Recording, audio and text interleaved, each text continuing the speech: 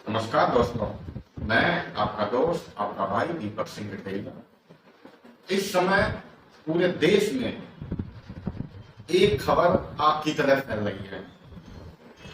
एक खबर जिसपे हर जगह चर्चा हो रही है, जिसपे हर जगह लोग बात करते नहीं थक रहे हैं। ऐसी खबर जिसपे मीम्स बनने लगे हैं। लोग इंस्टा पे, व्हाट्सएप पे, फेसबुक पे अलग अलग मीम्स बना रहे हैं। कारण केवल एक कि एक महिला ने अपने पति को छोड़ा।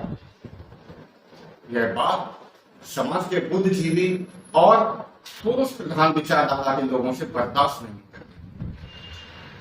हजारों सालों से औरत को गुलाम बनाने वाली राजनीति में यदि एक औरत पति को छोड़ती है तो ये बात लोग बर्दाश्त नहीं कर पा रहे। आखिर क्यों? आखिर कारण क्या है कि एक महिला के व्यक्तिगत जीवन को या एक पति पत्नी के व्यक्तिगत जीवन को यूं सार्वजनिक किया जा रहा है? इस बात पे पड़ताल होनी चाहिए। क्या कारण है कि एक पति जबकि सोशल मीडिया पे या कैमरे के सामने रोकर कह रहा है तो लोगों को बुरा लग रहा है कि उसकी पत्नी कामयाब होने के बाद उस व्यक्ति को छोड़ देती है। लेकिन क्या कभी इस बात पर ध्यान दिया है कि प्रतिदिन हजारों औरतों को उनके पति घर से निकाल देते हैं, छोटी छोटी बातों पे तलाक दे देते हैं। कभी दाल में नमक कम होता है, कभी एक महिला ने बेटी को जन्म दिया, या कभी सफाई देर से हुई, या पति सुबह ऑफिस जाने के लिए, ड्यूटी जाने के लिए बैठा है और जरा सी देर केवल नाश्ते के लिए हुई, इस बात पर भी तलाक दे दिए जाते हैं। इस बात पर भी पति पत्नी को घर से निकाल देता है। आपने कई बार देखा होगा कि नई नवेली शादी होती है, दहेज के नाम पर पत्नियों को घर से बाहर निकाल दिया जाता है, पत्नी को जला दिया जाता है, मार दिया जाता है। कई बार आपने देखा होगा उन मामलों में भी पत्नियों को दोषी बनाया जाता है जिनमें उनकी कोई गलती नहीं होती है। ऐसे मामलों में भी पति अपनी पत्नी को छोड़ने से एक पल नहीं चूकते।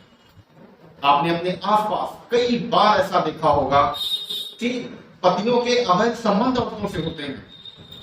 उन्होंने बाहर भी अपने अफेयर मेंटेन किए हुए होते हैं और उसके बाद भी पूरे से पूरी मर्दानगी के साथ अपना जीवन जी रहे हैं और पत्नी के पता चलने पर भी उसको ही डांटते हैं, उसे छोड़ने की धमकी देते हैं। आपने कई बार ऐसा देखा होगा, लेकिन फिर भी इस देश में कोई समस्या नहीं होती है। इस देश में व्यक्ति औरत को बिलाने का एक अवसर नहीं छोड़ना चाहेगा। आप शास्त्रों में देखिए, कई स्थानों पे औरत को सम्मान दिया गया है, लेकिन कुछ जगहों पे हमारे समाज में औरतों को बहुत ही गिरी नजरों से भी देखा गया है। इस बात को समझना पड़ेगा। आखिर एक महिला जो अपनी मेहनत से एक अच्छे पद पर पहुंची और उसके बाद उस पर इतने संगीन आरोप लगाए जा रहे हैं, हो सकता है बेशक उस पति का आरोप सही हो, लेकिन क्या उसे इस प्रकार से सार्वजनिक करना और फिर अपनी ही पत्नी की इस प्रकार से फजीयत करना क्या ठीक है? इस पर समझना चाहिए। अगर पत्नी के अवैध संबंध किसी व्यक्ति के साथ थे तो सबसे पहले व्यक्ति को न्यायालय जाना चाहिए, न्यायालय में अपील दायर करनी चाहिए थी। हिंदू मैरिज एक्ट में कई ऐसे प्रावधान हैं जिनमें आदमियों को भी लाभ मिल सकता है, लेकिन ऐसा कुछ नहीं हुआ। उस व्यक्ति ने सबसे पहले अपनी पत्नी के व्हाट्सएप को हैक किया, उसके द्वारा की गई चैट वायरल कर दी। ये हर प्रकार से कानून के खिलाफ करते रहा है। बेशक ये हुआ होगा कि एक पत्नी किन्हीं भी निजी कारणों से, या जैसा कि आज समाज में हर जगह बात हो रही है कि चलिए मैं यही मान लेता हूं कि वो जब कामयाब हो गई उसे लगा कि उसका पति अब उसके योग्य नहीं रहा। हो सकता है ऐसा रहा हो, लेकिन इसकी कोई पुख्ता जानकारी अभी तक मिली नहीं है। ये केवल अटकलें हैं जो केवल बातें आ रही हैं, मीडिया में आ रही हैं, सोशल मीडिया में आ रही हैं, बस इसी से सब कुछ जान रहे हैं। कोई व्यक्ति आलोक मौर्य से मिलने नहीं गया, कोई व्यक्ति ज्योति मौर्य से मिलने नहीं गया। मीडिया उनके परिवार से मिलने गई तो उस पर आपको पता होगा कि मीडिया में क्या आया है। मेरा कथन केवल इतना है कि किसी भी प्रकार से एक महिला का चरित्र इस प्रकार से जज करना कहीं ना कहीं गलत है। इस देश में एक आदमी कोई मौका नहीं छोड़ता है औरत को गिराने का, और अगर एक बार औरत अपनी मर्जी का करती है तो फिर इतने सवाल क्यों? और यदि सवाल ही करने हैं तो उन आदमियों से क्यों नहीं किए गए जो अपनी पत्नियों को छोड़ने में एक पल संकोच नहीं करते। आप देखेंगे कि इस देश में बलात्कार करने पर कभी रोक नहीं लग पा रही है। कोई व्यक्ति इस बात के लिए आंदोलन नहीं कर रहा है। केवल 1, 2, 5, 4 मामले ऐसे हुए होंगे पूरे देश में जिन पर लोग आंदोलन करते हैं, लेकिन आंदोलन उस लेवल पे नहीं होता जिस पे होना चाहिए। आपने देखा होगा मीडिया से, सोशल मीडिया के द्वारा आपने आलोक मौर्य को रोते हुए देखा होगा। उसका कहना है कि उसकी पत्नी का अवैध संबंध एक पीपीएस अधिकारी मनीष दुबे से है। लेकिन इसमें सबसे बड़ी बात यह है कि हर व्यक्ति, चाहे वो इंस्टा, फेसबुक, व्हाट्सएप पे मीम्स बना रहा हो, वो ज्योति मौर्य के लिए बना रहा है। किसी ने क्या उस आदमी को दोष नहीं दिया जो एक शादीशुदा महिला से संबंध स्थापित कर रहा है? अगर ज्योति मौर्य की गलती है तो उस पीपीएस अधिकारी की गलती क्यों नहीं लोग कह रहे हैं? उस पर क्यों नहीं कार्रवाई करने की मांग कर रहे हैं? आखिर वह व्यक्ति भी तो उतना ही दोषी है जितना कि ज्योति मौर्य है। लेकिन इस पुरुष प्रधान देश में गलती सदैव औरत की ही होती है, गलती सदैव औरत की ही मानी जाती है। इस देश में महिलाओं के साथ होने वाले बलात्कार किसी भी स्तर से कम नहीं है। इस देश में बलात्कार करता कौन है?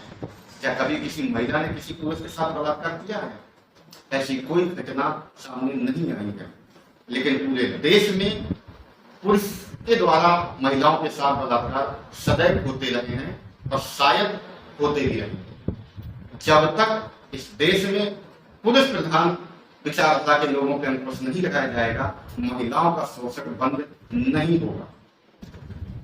अगर आप एनसीआरबी की रिपोर्ट उठा के देखें तो आप देखेंगे कि 2021 में 31,677 मामले बलात्कार के दर्ज हुए, जिसमें लगभग 86 मामले रोज पे रहे हैं।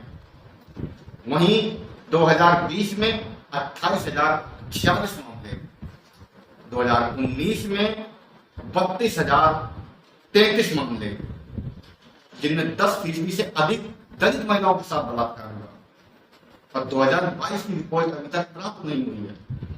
इतने अधिक बलात्कार कर कौन रहा है? क्या ये पुरुष नहीं है? क्या पुरुष पे रोक नहीं लगनी चाहिए? लेकिन दोषी केवल महिला को बनाना कहीं ना कहीं गलत है। और फिर उस महिला को जो वेल एजुकेटेड हो, पढ़ने में बहुत अच्छी हो, जिसकी पूरे यूपी में 16वीं रैंक आई हो, जो एसडीएम के पद पर तैनात रही हो, और फिर उसके चरित्र पर इस प्रकार से प्रश्न उठाना गलत है। और मेरी एक सलाह है उन मीम्स बनाने वालों से जो ज्योति मौर्य के विरोध में मीम्स बना रहे हैं कि फिल्में बहुत देखी होंगी, फिल्मों में देखा भी होगा कि आजकल बहुत चल रहा है ठुकरा के मेरा प्यार मेरा इंतकाम देखेगी। अरे इंतकाम ही दिखाना है तो आलोक मौर्य के अकाउंट में चंदा दीजिए, उसको रुपए उसके अकाउंट में डालिए और उसे यूपीएससी की तैयारी करवाइए। वो आईएएस बन के आए और एसडीएम और पीपीएस से अपने इंतकाम का बदला ले। लेकिन इस प्रकार से किसी के सम्मान को, एक सम्मानित पद पे कार्यरत व्यक्ति की फजीयत करना गलत है।